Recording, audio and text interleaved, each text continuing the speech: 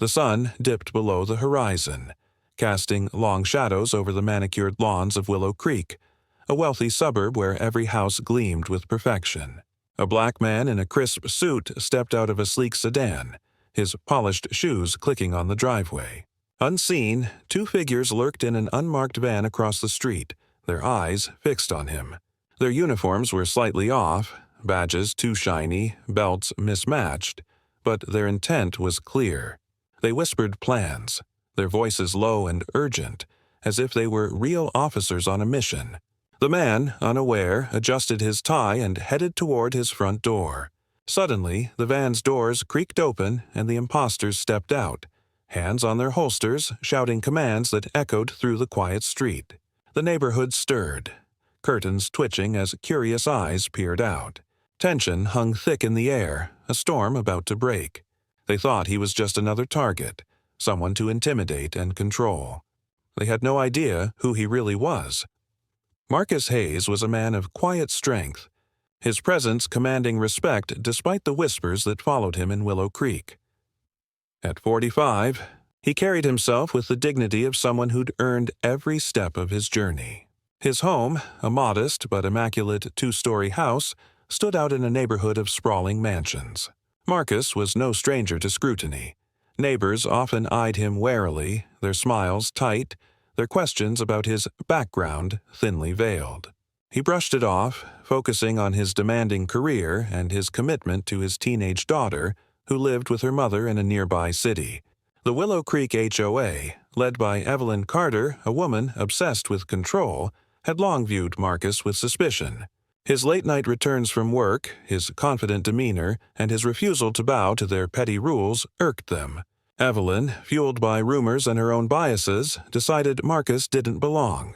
She hired two men, shady opportunists posing as police officers, to deal with him. The narrator described their preparations: fake badges, rented uniforms, and a plan to humiliate Marcus in front of the neighborhood. Meanwhile, Marcus remained oblivious, his focus on a major project at work, his life a testament to discipline and resilience. The tension escalated as the imposters confronted Marcus outside his home. The streetlights flickered, casting their shadows long and menacing. One imposter, a wiry man with a crooked badge, barked accusations of trespassing and suspicious behavior, his words laced with racial undertones. The other, bulkier, gripped a pair of handcuffs, his eyes darting nervously. Marcus stood tall, his expression calm but piercing, his silence unnerving them. Neighbors gathered, some clutching phones, others murmuring support for the arrest. Evelyn watched from her porch, her smirk barely concealed.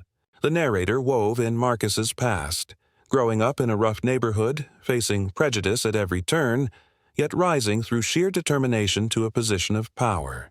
His late nights weren't suspicious. They were the mark of a man who'd earned his place. As the imposters grew bolder, attempting to grab his arm, Marcus's steady gaze hinted at something they hadn't anticipated. The crowd's whispers grew louder, some questioning the scene, others too quick to judge. The imposters, sensing resistance, raised their voices, one reaching for a fake taser. The narrator emphasized the injustice. Marcus was targeted not for evidence but for the color of his skin, a pawn in Evelyn's vendetta. The stakes soared as the confrontation teetered on the edge of chaos, the impostor's confidence crumbling under Marcus's unshakable calm. The moment of truth arrived like a thunderclap. Marcus, his voice steady as steel, revealed his identity: Chief of Police for the county. He reached into his jacket, producing a badge that gleamed with undeniable authority. The imposters froze, their faces paling as the weight of their mistake crashed down. Evelyn, still watching, stumbled back, her smirk replaced by panic. Marcus didn't raise his voice. He didn't need to. With a single call on his radio, real officers arrived, their sirens cutting through the night. The crowd gasped, some stepping back in shame, others whispering in awe. The imposters, exposed as frauds, tried to flee but were swiftly detained by Marcus's team, officers who respected him as their leader. The narrator delved into Marcus's journey. Years of overcoming systemic barriers, earning his rank through grit and brilliance, only to face this humiliation in his own neighborhood. The scene was electric, the imposter's fake uniforms laughable under scrutiny, Evelyn's authority crumbling as neighbors turned on her. Marcus stood unwavering, his dignity a silent rebuke to the prejudice that had sparked this farce. In the days that followed, Willow Creek was transformed. Evelyn resigned from the HOA. Her reputation shattered as the community learned of her scheme. The imposters faced charges for impersonation, their plot unraveling under investigation.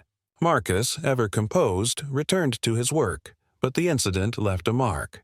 Neighbors, once quick to judge, began questioning their assumptions. Community meetings buzzed with discussions about bias, some tearful, others angry. The narrator reflected on Marcus's resilience, a man who'd faced countless obstacles yet stood taller than his accusers. His story, inspired by real accounts of racial profiling, was a mirror to society's flaws. It wasn't just about one man's triumph. It was about the countless others judged before they're known. The video closed with a powerful statement.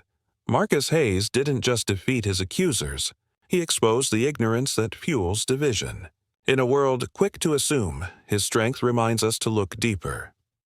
A final question lingered. How many more must fight to be seen for who they are?